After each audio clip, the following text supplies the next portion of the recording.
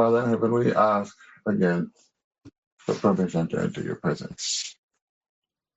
We also ask for your forgiveness for anything that we would have done that would separate us from you. Reckons us that we are sinners and we need your grace. We need your forgiveness because we have a propensity for sin. It's within our DNA. We're born that way. We know that even though we may think ourselves righteous, there is no way where we should be as far as you're concerned. So we ask, Lord, for your forgiveness because we need the Holy Spirit with us to guide us through your word. And so we ask again that he be permitted to guide us and so that we will be able to interpret and understand as we ought. And these mercies we ask in Jesus' name. Amen. Amen. Amen. Okay. So 33, Jesus, we're talking about another parable where a householder planted a vineyard and he had to hedge it around and take care of it, build a tower, and then he let it to a husbandman. He said went far away. So we're talking about somebody that own a property and basically lease it to someone. And more than that is like a vineyard. So the contract probably was he leases the vineyard and he make his profit, but have to pay the landlord. Mm-hmm. So now 34. And when the time of the fruit drew near, he sent his servants to the husbandman that they might receive the fruits of it. And the husbandman took his servants and beat one and killed another and stoned another. Again, he sent other servants, more than the first, and they did unto them likewise. But last of all he sent unto them his son, saying, They will reverence my son. But when the husbandman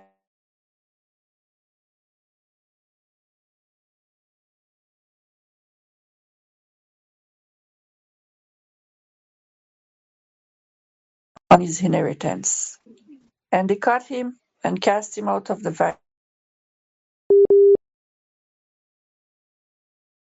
vineyard, coming, what will he do unto those husbandmen? And I'll stop here.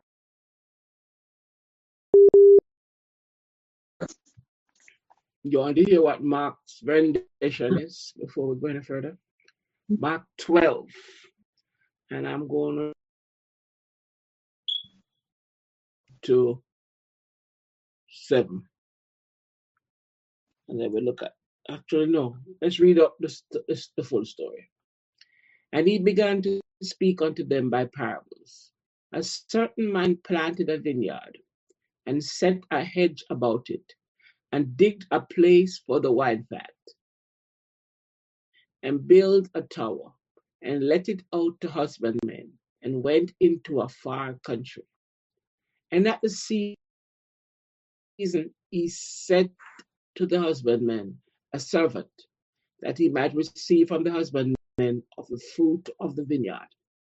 And they caught him and beat him and sent him away empty. And again he sent unto, and at him they cast stones and wounded him in the head and sent him away shamefully handled. And again he sent another, and him they killed, and many others, some beating some and killing some. Having yet therefore one son, his well-beloved, sent him also last unto them, saying, They will reverence my son. But those husbandmen said unto themselves, This is the heir. Come, let us kill him. The inheritance shall be ours. And they took him and killed him and cast him out of the vineyard. What shall therefore the Lord of the vineyard do? He will come and destroy the husbandmen and will give the vineyards unto others.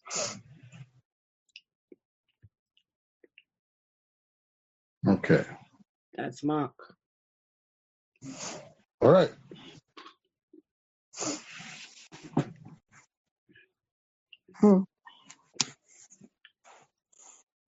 When you listen at it, it sounds like Jesus' story. There's much, much more to this story than is immediately obvious. It is Jesus' story. We're going to get into the depths of it because we're going to, my view, we're going to spend maybe at least a week on this story if we are really going to be true to it. There's a lot packed into this story as it relates to God's relationship with man. Not just with man, with the angels in heaven. Mm-hmm.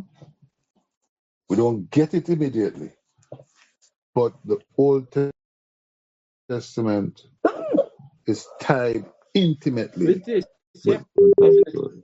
I agree. But let's go to 34. And when the time of the fruit drew near, what's the time of the fruit? The bearing season, harvest season. When the harvest, the vineyard has now produced fruit. The vineyard is now producing, and it's time to reap the crop. Right, it's now time to harvest the crop. Okay. Remember though that it takes a while for the vines to mature before they even start to produce anything. So it's not that the man would have planted today and reaped next year. It's not the way it works. A couple of years. It would take a while. So this being said, the husbandmen would have been laboring all this time to ensure that the plants were in such a state that they could produce. Right? So that is important because it says when the time of the fruit drew near. So we are looking at a situation where guys were occupying the space for some time before with the no plant interruption, with nothing, without paying anything. Before the maturity and before production actually came in, they would have been there to weed and to prune and to take care of the farm. Okay. This is the time and they're ready to produce. Yes, sir. If we had to schematize that, the vineyard would be earth? But let's not get into the spiritual part. Let's not get to the spiritual yet. Let's get into understanding what is actually being said. And then we can dissect it after we've seen the totality of what is being said. Huh? Not only are they working and planting and reap and pruning and weeding, Jackie, they didn't pay anything to anybody while they were doing all of that. No. The landlord didn't collect anything from them during that time. What does that say about them And what does that say about the landlord? If it is that there is a moratorium on the payments during the time where the plants were growing and getting to a stage where they could produce, what does that say about three things? The agreement, the people who were the farmers, the husbandmen, and the landlord. We have to examine that to see Yeah, the what. landlord was a very patient investor. Uh-huh. Because I invest so much into a vineyard, and I collected nothing over the months or years, depending on how long it took for now to collect anything. So I gave up all total. I've been a very patient with the investor in the repayment. But not only, he knew when it was time. So not only did he not collect, but he was watching because he knew when the plants matured and were ready. So he kept an eye. He knew what was happening. So, Yeah, you don't, when you have a property, you just don't discard it like that. You have to, even if it's rented, you need to have a. but he didn't have a dispute with them about that. No, So what does that say about the three things I asked about? One, the the owner, the husbandman, and the contract. based Well, on go on, Sarah. to me, maybe the the landlord, the householder would be God. The contract would be the Ten Commandments We're and not we're not talking about the spiritual. We're so trying to understand yeah. what is going on here. Forget about the spiritual and the commandments. What is going on at the fundamentals of it is what I'm getting at. Well, I am looking at the contract, and if this whole householder did not collect any money before maturity, the contract would have had something to say about that. Because Precisely. the contract would have said you have the time to do all of this until production. Exactly. Because there was no quarrel about that period. That So exactly. the contract would have said there's a moratorium on payments until the production, the plants start to produce. At that time, payments Payment based begins. based on the production will be due. So Yep. if it took 3 years for the plants to mature before production began, these guys would have occupied, For 3 and use years. that word occupy, because Jesus is going to use that word again later on. These guys have occupied the space and they would have been doing whatever they needed to do to take care of the farm. They would not have been getting any income from the farm, so it would have been unreasonable for owner, the owner to expect them to pay him. So he Mm-hmm. was being reasonable. He would have agreed to them and said, okay, listen, we know this takes a while to get produces.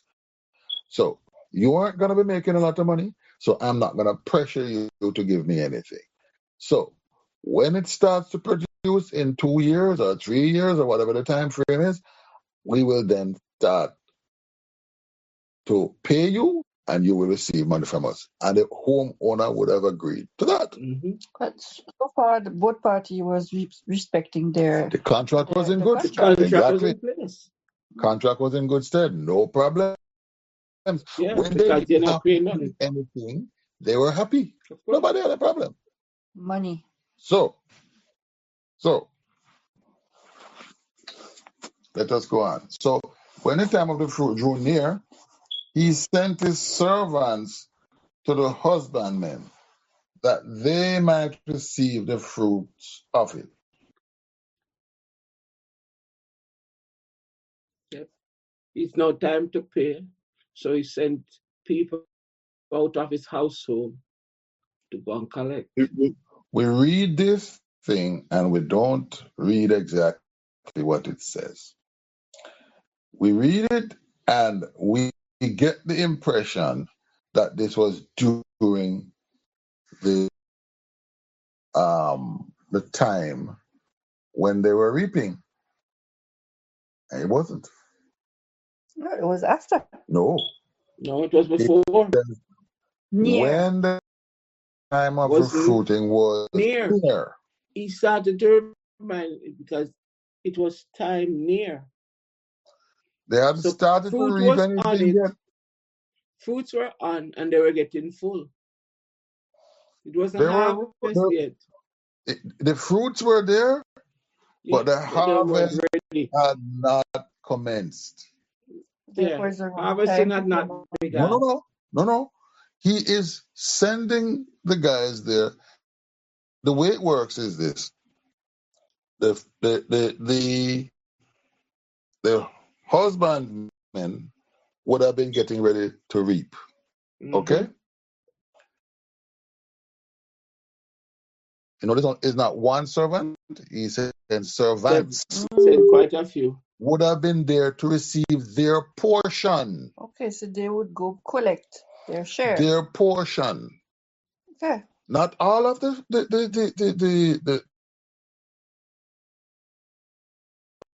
to collect their portion. Mm-hmm. Mm-hmm. The contract was 1/3. Whatever it was, they were there to collect their portion They're on before that the reaping even contract. started. So okay. So that means the the householder should have his share first. No, that's not what it says. They would have the way. Let us imagine this now. We are reaping today. Okay, the householder sends his guys in yesterday and says, "We are going to be reaping tomorrow. I am here to collect my master's portion." And if if these husbandmen were righteous men,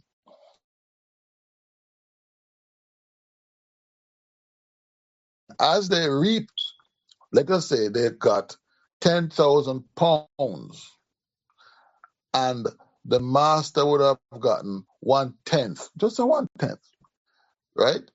The Mm-hmm. master's servants for that day, if they reap 1,000 pounds, 10,000, the master 1,000.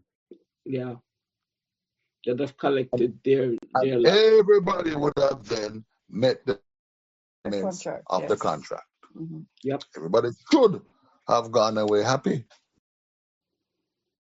So here is the situation. The reapers are in the field and they would have received their 9,000 and the master would have received his They won. 1,000. So that is the situation we're talking about.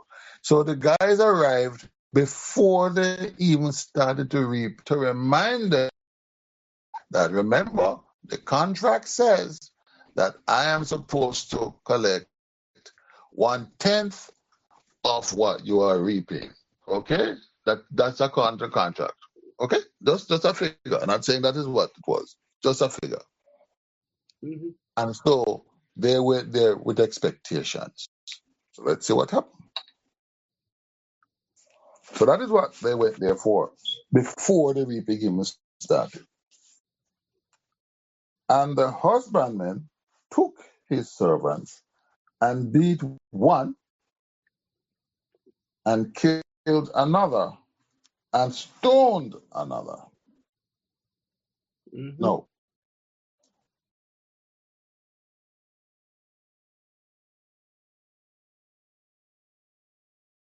Yeah. You might get the impression that they're different.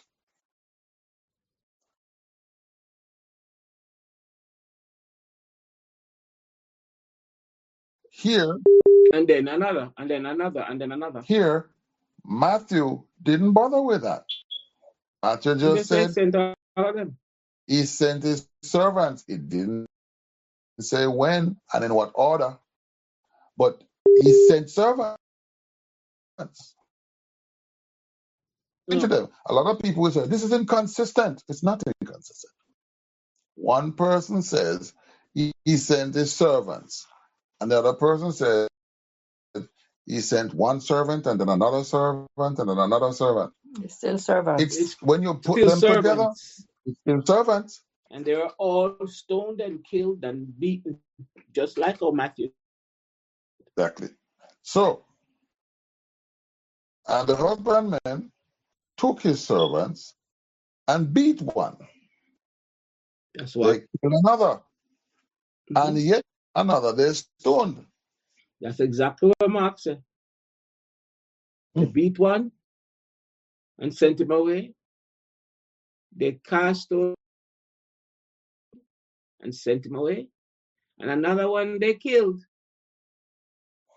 So, But the Mark version goes crescendo. You noticed? The first one just get beat up, the other one gets stoned, but the last one get killed. so they were escalating violence. Yep. They got more violent and more came. So let's look at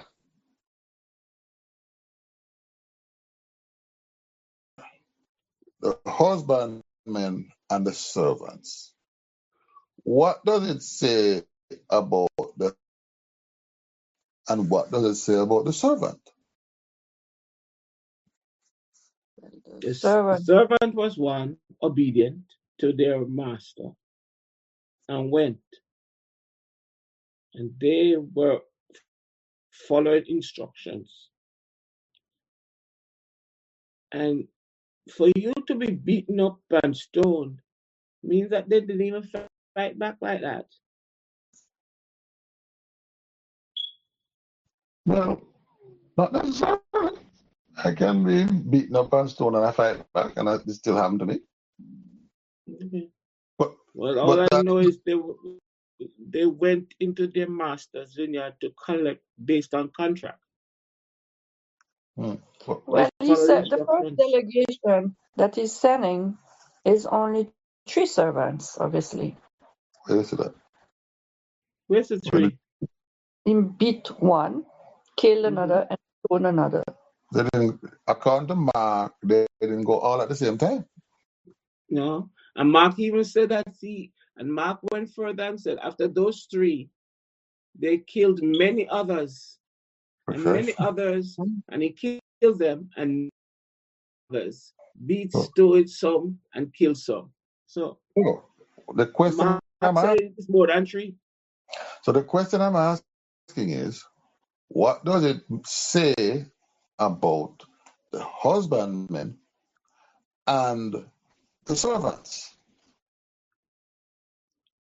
Those men, for one, no longer regarded the contract. Okay. And you, so? Husbandman is insistent on the other party to respect their commitment. He's giving him more than a chance because he's been sending servants over servants. All right. He's sacrificing his servants basically to that. Okay. He really wants. He's part of the. Well, that is true. So you brought in the other person for the owner, and I was going to that, but I wanted us to focus on these two participants first. What does it say about them? Because their statuses have changed. Okay, let me put it like this. The first servant went, and when he went, the husbandman and the servants met. The first time they met, their status was husbandman and servant, or tenant and servant. Okay. Mm-hmm. When they beat him, right, and threw him out, the designation of the participants. The servant remained a servant, but he was now brutalized. He was now a victim. And the husbandmen, they now changed to perpetrators or lawbreakers or thieves. Yeah. They were they're no thieves longer now. they were no longer contracted because they broke the contract. They broke the contract. They broke the contract, so now they were thieves. Yeah, they were lawless now. They were no lawless, lawbreakers. So their status changed from mere husbandmen to thieves and lawbreakers. And the servant that they beat and threw out became their victim. Okay. Yep. The other guy came up. Now, this other guy would have arrived after the first. Yep. And he probably heard about the first. Possibly so. He came and they stoned him. Mm-hmm. So they escalated their violence. So they were now not only lawbreakers, they were now assaulted with stones. The servants now. This was attempted murder. Yep. If you remember, because you normally stone in those days to kill. Exactly. Stoning was the means by which you would try to kill people. Come on. Because that's what they did with Stephen. Exactly. And it was normal. So therefore, death by stoning was norm. Yeah. So when they stoned this guy, it was attempted murder. So you see, they're moved from one state to the next. And as you said, Sarah, rightfully, it was now a crescendo. They were escalating. Well, they were realizing their decisions because they have decided to breach a contract. And even if the householder were giving them a chance to repent, they basically were standing on their. So let's go back to let's concentrate on the servant and the guys for the time. Did you notice that it didn't say some of the husbandmen? It said the husbandmen, which means all of them. Exactly. So let us look at the servant for a minute. Mm-hmm. What did the servants do to deserve this treatment? They obeyed their master and came to collect that which was due to them based on the contract. All right. Can I ask you a question? Mm-hmm. If the servants had just turned up and said, "Hello, good morning, how are you guys doing?" and left, or just stood by the fence, would there be any problem? I doubt that, because for the landlord to know what was happening, he must have sent people to check up. So No, we're not talking about for the landlord. No, I'm saying if the servant had gone to the farm and greeted the guys, "Hi, good morning. As if not collect anything, they would have been fine. Because no. Wait. Forget the collecting. The point I'm making is they went there with a message. And the okay, message was, time to I've pay. come to collect my master's portion.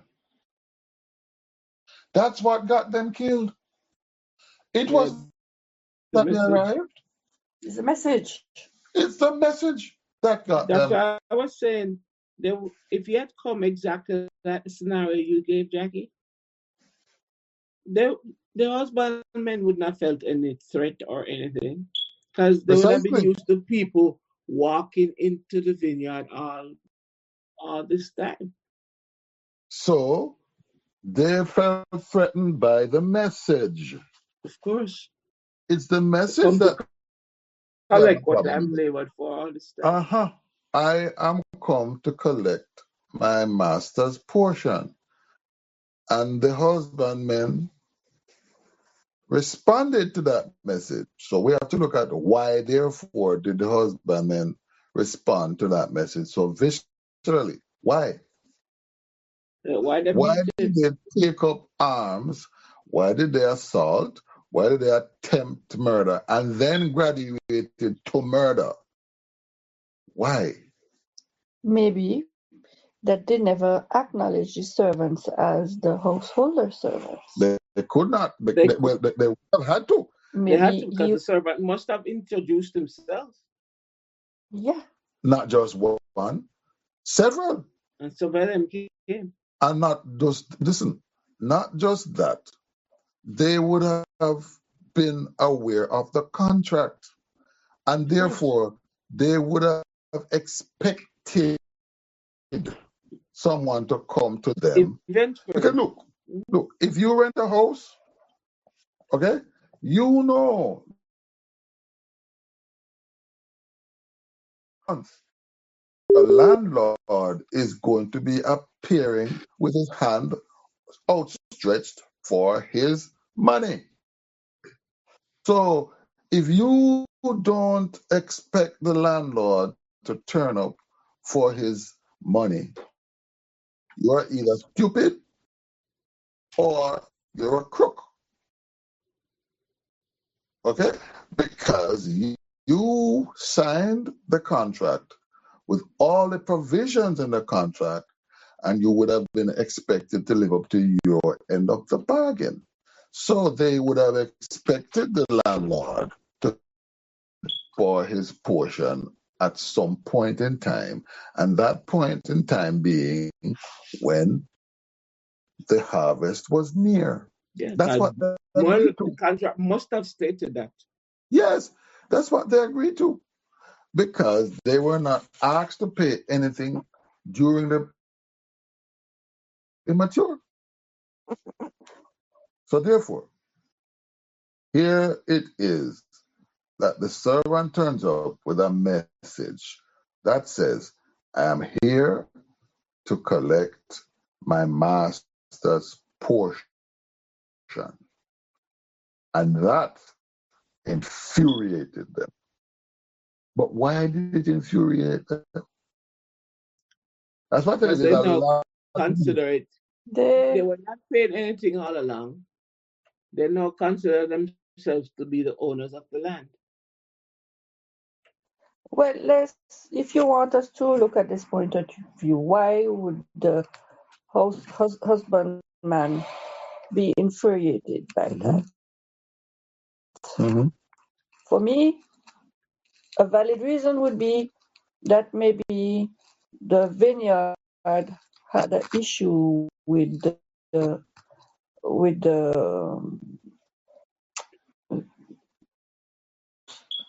and that basically the the collection would be poor or something like that. Okay. Why, if you have fruitful um if you harvest a fruitful season, there's no way you you wouldn't want to give what belongs to, Really? unless you're greedy, Okay, now you're getting there. Don't tell the unless you're truth. mean, unless Okay. you're They agreed. The dishonest. husbandman But had no intention but of sharing.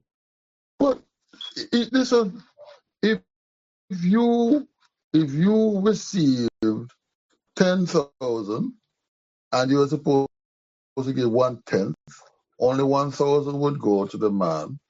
If you receive 100, how much would the man get? 10. So by proportion, you are still ahead of the curve. The truth is, you agreed to the conditions.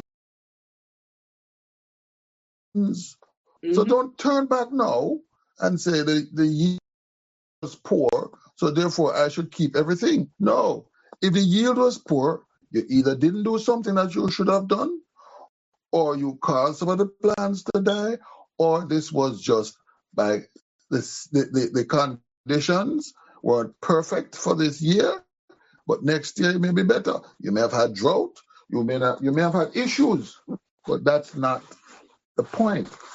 The point is whatever you reaped, a poor would have had to go to the owner of the property. It is not your own. Yours. Well, But what Reminded them of that.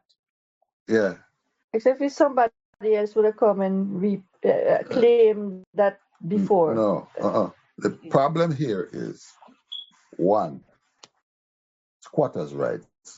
Yeah, they know what property rights because We I've have lived here seen it. all this time. We have seen it in our rentals where we have tenants who, having been there for a year or two, suddenly feel that they Are entitled. have shares Mm-hmm.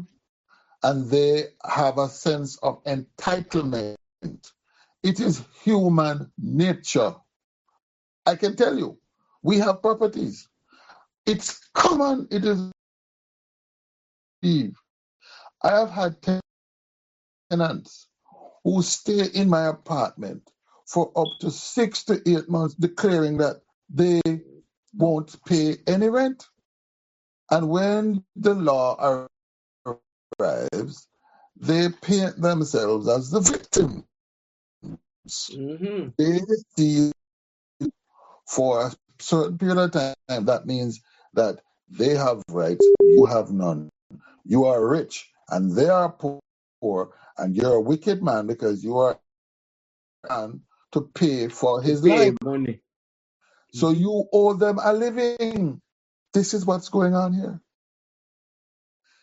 They saw this man's property and they wanted it for themselves. And when what they did to the son, that's exactly what they But said. we don't get to the son yet.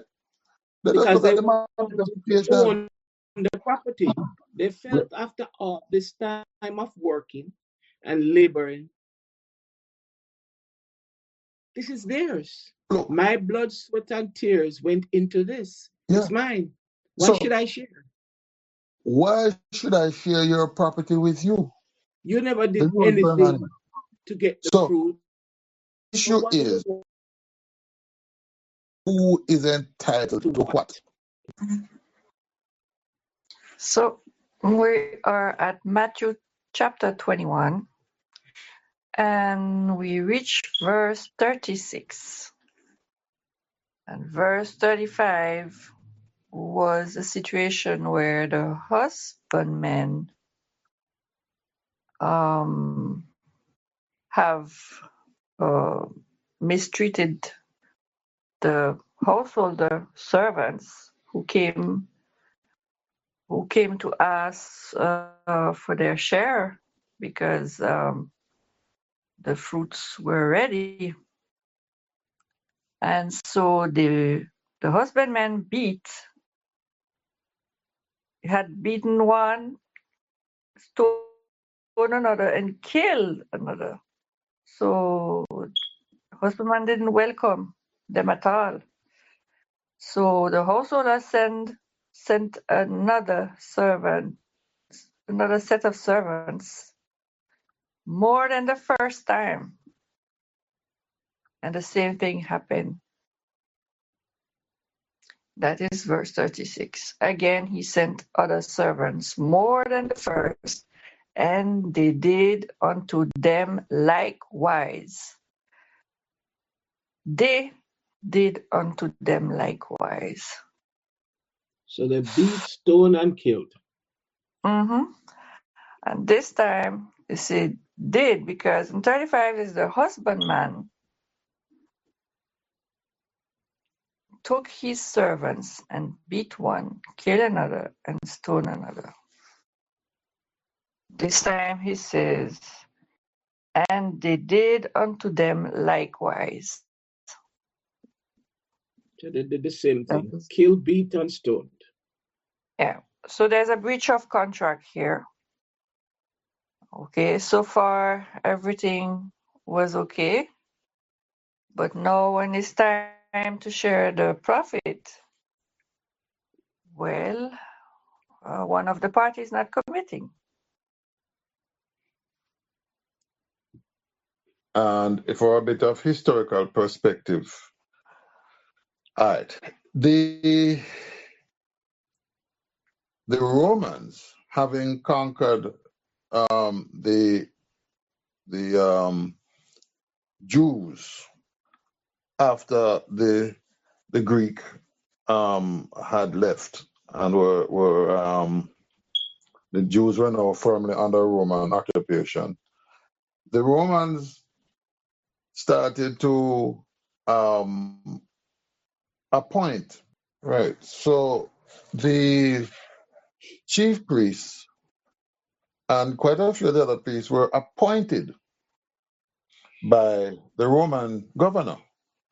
In fact, the chief priest was a political appointee. He wasn't, as was traditionally done, appointed by the casting of lots.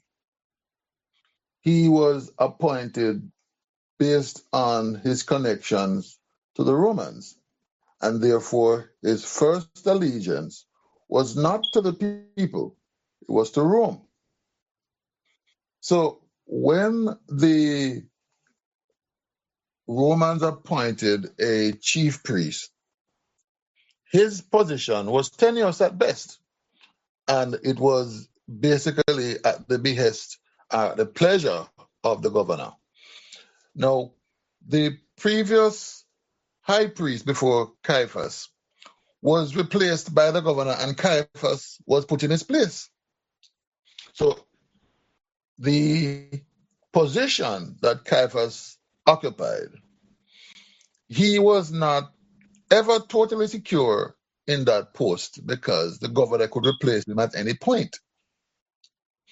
So when Jesus comes into the picture and enters the temple and starts to whip people out and start turning over the tables and driving the people out and cleansing the temple and having authority, so it would seem, to do so, the chief priest and his cohorts are there wondering, under whose authority is this man operating? And this is why they came to Christ asking him, who gave you authority to do this? Because in truth, he may have had the authority from the governor to do what he was doing, because he was doing it so outlandishly. He was not hesitant to do what he was doing. He was doing it with force and with authority. So they were wondering, well, is this man having the permission of the governor to do what he's doing? And if so, is this person going to be replacing us, replacing me as a chief priest? Because it was very possible that this was a new appointee that was going to come and replace him based on the governor's whims. So the whole dynamic of it was political and monetary. The fact that this person was a political appointee with no real ties to the religious significance of the post, it wasn't surprising, therefore, that they monetized the whole thing and that the temple was a source of revenue for the then high priest. So when you look at it, there is that one element that this was a political appointee. The other part was we need to look at the Jesus's contingent, that is the people in his discipleship. There were two guys there, Judas and Simon, and these were zealots. Now, we don't understand what it means that they were zealots until we start seeing what was happening at that time. At the point in time, there were people who were resistant to the occupation of Rome, and in their minds, this was a sacrilege because they saw themselves as patriots for God. And their motto was, no king except God. So they refused to acknowledge the Roman occupation. In fact, they saw the payment of taxes as a form of subjugation and idolatry.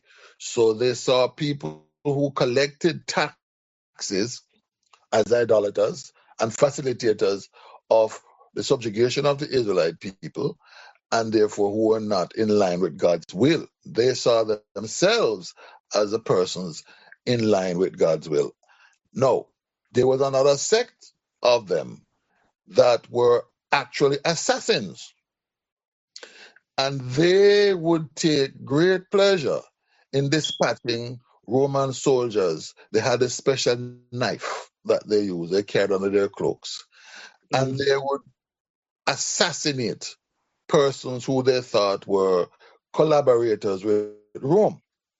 They would see themselves as those people who are purging the society of those people who were collaborators. They would attack the tax collectors, they would attack the Roman soldiers if they could find one or two, and anybody who they thought was going along with the whole issue of the subjugation of the people.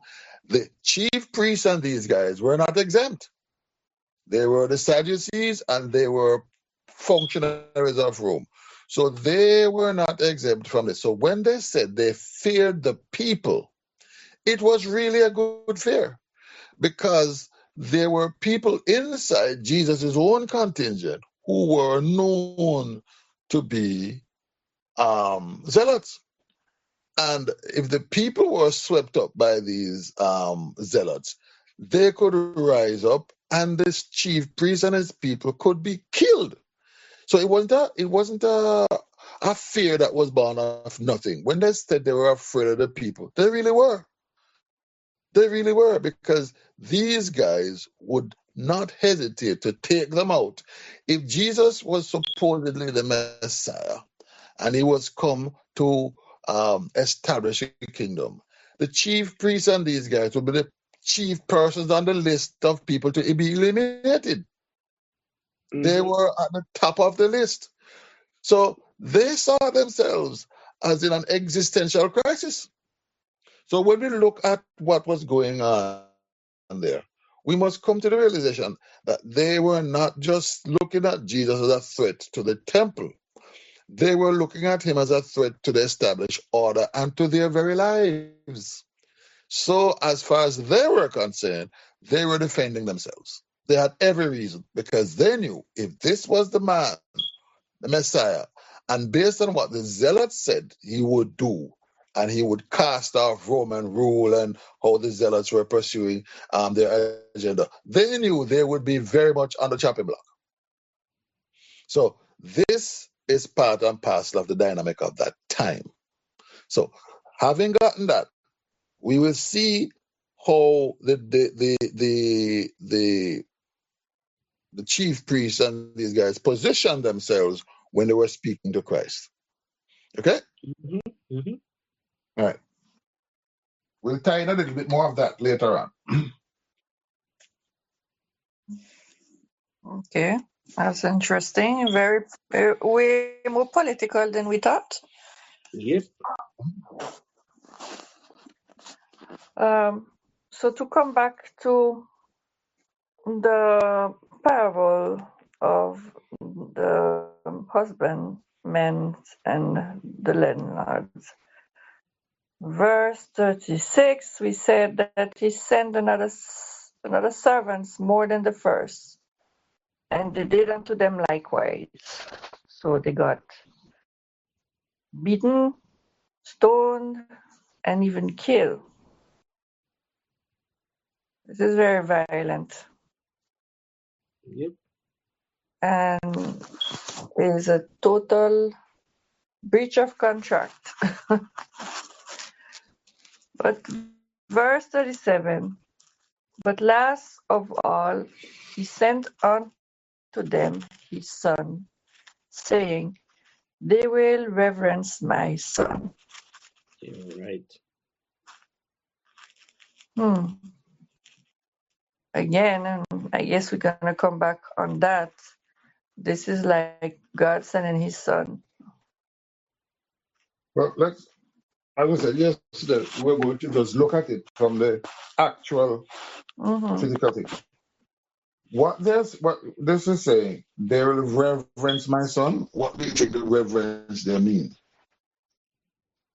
Give him respect. Oh, yeah, Show him deference. acknowledge him as the authority somehow. Mm-hmm. And yeah,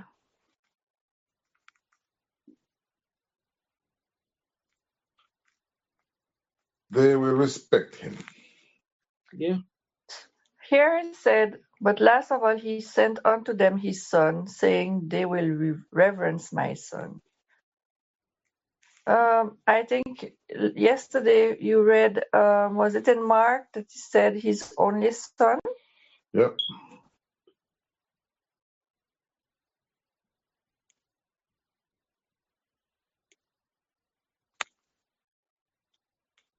Because this is his son, but it doesn't say if he's the only son of not or not.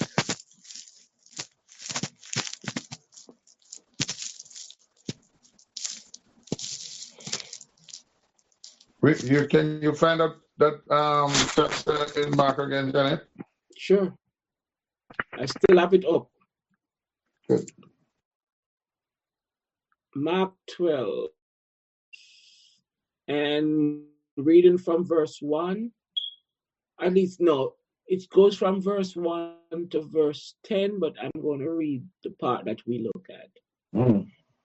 Verse 5, and again he sent another, and him they killed, and many others, beat some and killing some.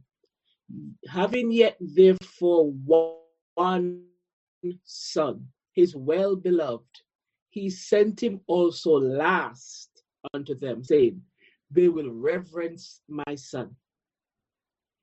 But those husbandmen said among themselves, this is the heir. Come, let us kill him, and the inheritance shall be ours. And they took him and killed him and cast him out of the vineyard. Wow. Yep. Was their thought. So,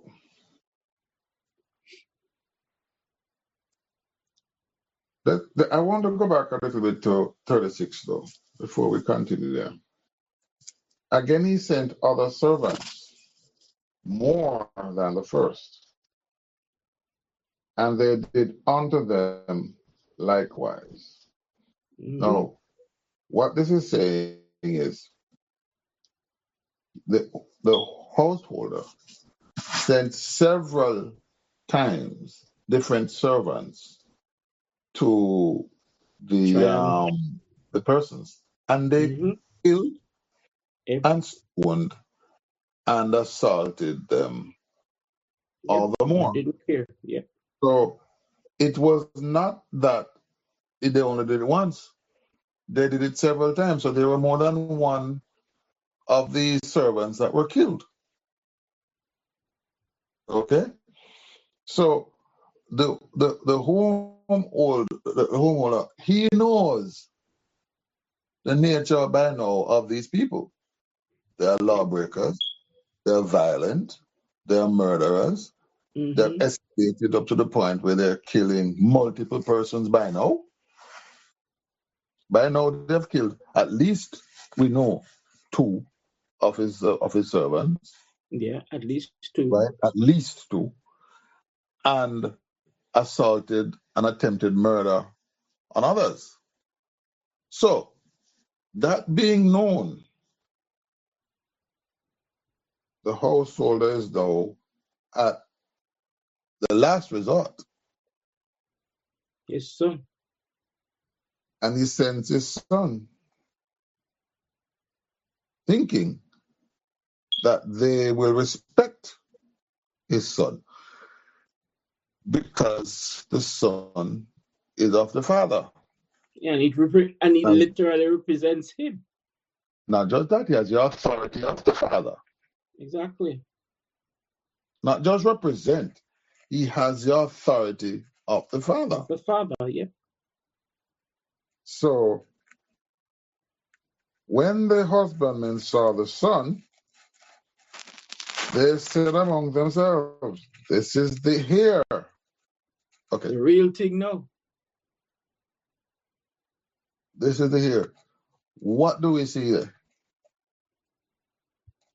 They recognized, they knew the owner and they knew his son, which means that all this time before they collected, there was some form of connection between them. And for you to recognize the son different from the servants, it means that you knew there was a relationship between them previously for you to be able to recognize him and to know who he is. They see the son like the hair.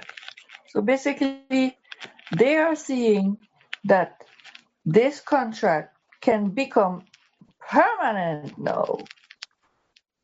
Like, it's a do or die situation. They are seeing a way of how to say, yeah, get this property in their name almost. Okay. Let's look at the words that you when they saw the son, that is, they recognized they recognize him and know him. the son. Okay, so when it's not just a matter of knowing who the son, that is the physical person, it's acknowledging who he was, not related now to the father, but the authority that he has and the ownership that is his. So it's not just to say this is John. The word here say this is John. This is our way of saying we know who he is in its entirety. We know his name, we know his position, we know what he represents, and we know his lineage and his legal claim. All of these things are known. Okay? Now, the next step, they tell among themselves, this is the heir. So we acknowledge who he is legally. This with capital T. Come, let us kill him. Okay. So, conspiracy. In the first instance, when they were killing the servants, it didn't say they conspired to kill them. No. They killed them. Did it. They just spontaneous. This one is planned. This is an assassination. This is a premeditated assassination, murder. This is premeditated. There were lawbreakers before. So let us look at the escalation, the crescendo, as Sarah says. First, they were contracted laborers. Yes. Then they were thieves. Then Yes. they were assault Abusers. people and graduated to attempted murder. Mm-hmm. No, They kill people. then they No, graduated. not even attempted. They murdered people. No. I'm going up the list. They attempted murder by stoning. Okay. And then they turned to full-fledged murder. Right. No, we're going to another level, which is preemptive and planned, coordinated assassination. Mm-hmm. A plot. No. They are committed now. Whereas it could have been done that it was all crime of passion. Mm-hmm. Oh, not anymore. Not anymore. It's a little higher than it was before. No, it is with intent. Okay? Yeah. So now let's see what they did. It was intentional. So now they said, let us kill him and let us seize on his inheritance. What does it mean? Let us seize on his inheritance. We're going to take it over. Knowing that he was the only son, he definitely nobody else. Exactly, they wouldn't have anybody else to inherit at this point of. Mm-hmm. Their mind is when the son is dead, there's nobody to come and claim it from them. As the owner has nobody to give it to. So it is not going to be there. The contract cannot be broken anymore. Cannot be taken away. No. It is an illusion. They are totally, their minds are totally gone at this point. Mm-hmm. Because an inheritance back in the day, they know then that this is the only son. Yeah. And therefore, they know that the father cannot pass it on to a son. And they imagine, therefore, that he has no other alternative but to abandon his lot. Yeah. His lot. He is going to be devastated. He is going to abandon this now because he has lost his son. He's lost his son, and this is a fait accompli. Mm-hmm. The only problem with that is when you are in possession of something and it is yours legally, you can bequeath it to whoever you will. That's what So they if don't, you have no that's children, what they don't realize. Yes. If you have no children and you adopt a child, you can bequeath it to that child. And you can do, and if your family have, you can bequeath it to your sister's son or your brother's son. Exactly. So you. It is yours to do with as you see fit. Mm-hmm. Right? So, in their illusion, they are thinking that once the son is dead, this becomes their property. Mm-hmm. It's a mindset, a disjointing of between reality and imagination, vain imaginings, because it has no place in law. Yep. They are law breakers from the beginning, mm-hmm. and now they They're have really gone gone. totally psychotic, and their brains are gone. Yep. They're ignoring the law completely now. Yeah, they're living in a fantasy world. Yeah, they're living their own world now. Yeah, they're creating their own laws as they go along, ignoring any laws that predate this thing. Because there must have been law, other than that, there would not have been contract. So here we go. This is, they're saying, let us seize on his inheritance. So we'll take over his inheritance once he's dead. And they caught him. What do you mean they caught him? Was he a bird? They plotted and they kidnapped him. Exactly. They kidnapped him. So we have gone to another level now. Right? And not only them, before they murdered him, they kidnapped him. So they're creating so many different types of crimes in this one thing. Well, what is interesting is that they cast him out of the vineyard. They killed him first. They killed him and then just threw him away. They didn't even bury him. And they caught him and cast him out of the vineyard and slew him. Yep. So they didn't want the blood to be on the property. Them take him out of the property and then kill him. But there is so something they kidnapped him, took him out of the vineyard, and then killed him. And what does that say? Plausible deniability. Yeah, we didn't see him. He wasn't here. He never turned up. He was killed on the way by vagabonds and thieves. He was never here. We knew nothing about this. Yeah. So this was more than premeditated. This was well planned and orchestrated. Yeah. This is them creating an alibi. Yeah, they have nothing to do with it. We have nothing to do with this. So therefore, we are innocent. Yeah, we weren't there. We are innocent in this.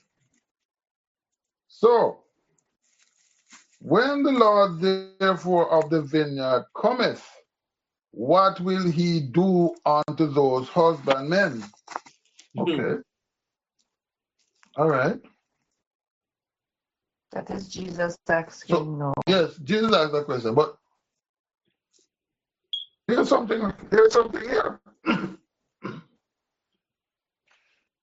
What is the husbandman going to do different from all other people that were before him, including his own son? What are you going to do to the Lord now when the Lord comes? Why aren't they going to kill the Lord, the husbandman? Why are they not going to kill him, the homeowner? No. The question is, what will he do unto those husbandmen? Yes. Yeah, but why they did all of that? Why they won't kill him too? But the question is also from us, when you're looking at it, is why would the husbandman now be subject to the homeowner when they have killed his son and everybody else that preceded them? Why? They are fearful of him, but why, if they are fearful of him, why they never fear his son? Why would they now be subject to the homeowner? Why? They will not. But Jesus is saying, what will the Lord do to them? Which means that they still acknowledge the homeowner as the owner of the property. They were just trying to steal it. But let us look at 41. They said unto him, he will miserably destroy those wicked men. Wait. So you are saying that the home holder has the power to destroy these men? That's not, no. I didn't understand it like this at all. I actually see the opposite there. Go ahead. Because the question is, what will he do unto those husbandmen? Okay, we are talking about the landlord, the householder. What? Because he have the right to be furious. He have the right to be angered. He have lost servants, and he have lost, most of all, he have lost his beloved son. And I'm asking question. What makes him different from all the people who went before him and were killed? He is the supreme authority. He is He's the the one actual owner. who So built. what if he's the owner? The son The was son the wasn't the owner. The son wasn't the owner. okay. The All right. son was Oh, the heir, not the owner. okay. Let's put it to you like this, Janet. You guys, the man so I rent my property to someone over there. Mm. I send 2 people over to collect my rent, and they tell him to get the hell out of here. Not paying you a dime. I send my son, and my son comes back to say, they said they're not paying me. When I get there, what stops them from saying to me, I'm not paying you? What will stop them? Mm. This is the last chance they have. No. Last chance or not, I'm asking a question. What will stop them from saying to me that I must get the hell out of there, even though it's my property? I'm not paying a dime. I've killed your son, I've killed your servants, and I will do the same to you if you don't leave. What stops me from the tenant from telling me that? Okay. Because That they have acknowledgement that they demonstrated. know who I am. Whether they know who I am, they knew who my son was too, and they killed him. I'm saying, what stops them from doing the same thing to the home holder that they have done to the servants and to the son? Well, you would have to come with the police, The law. the law. The law. Mm-hmm. Yeah. They have to The acknowledge the law law. when the homeowner comes. The home holder comes with the law. Mm-hmm.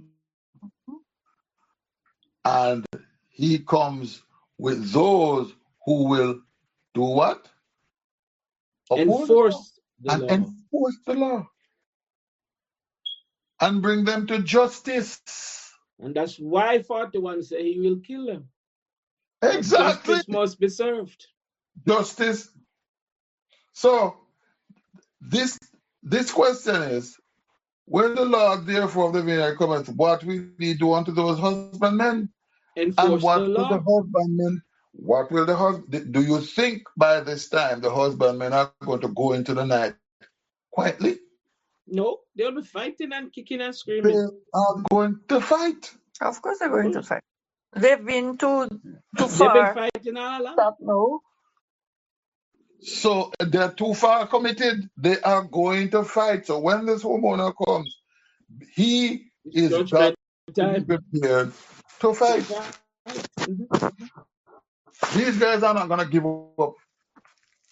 They're committed. They've committed crimes. They've committed murder, and they are invested now. Don't think they're going to give up just now because you have appeared. They're going to fight. So the homeowner has got to come with overwhelming force Force, yep. To overpower them. and to evict. It's an eviction. Yes, it is an eviction. Evict them, and having evicted them, to get justice for his servants and his son.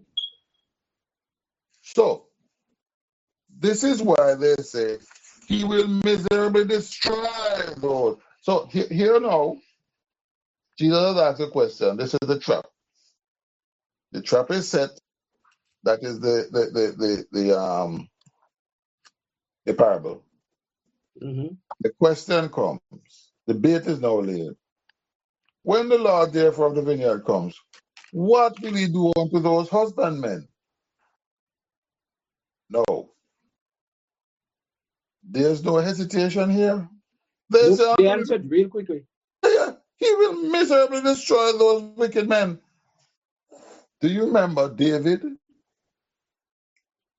David David and did the the prayer same problem. thing when he had Bathsheba. Yeah. And how upset David got? Mm-hmm. Same thing. Righteous indignation. righteous indignation. How could such a thing be permitted? It's against the law. Okay. So they're saying now he will miserably destroy those wicked men and will let out his vineyard unto other husbandmen, which shall render him the fruit in their seasons. They're righteous. Yeah. They They're know going that according this to is the wrong. law. According to the law, this man has all rights to destroy these people. They are wicked. Okay. I can imagine Jesus is smiling to himself and saying, I very got good. you. Nice. Yeah, you seen the stick in the eye of your. You can see the stick You of see the the in stick? You can't eye see, of yeah. But you're not taking it your out of your own.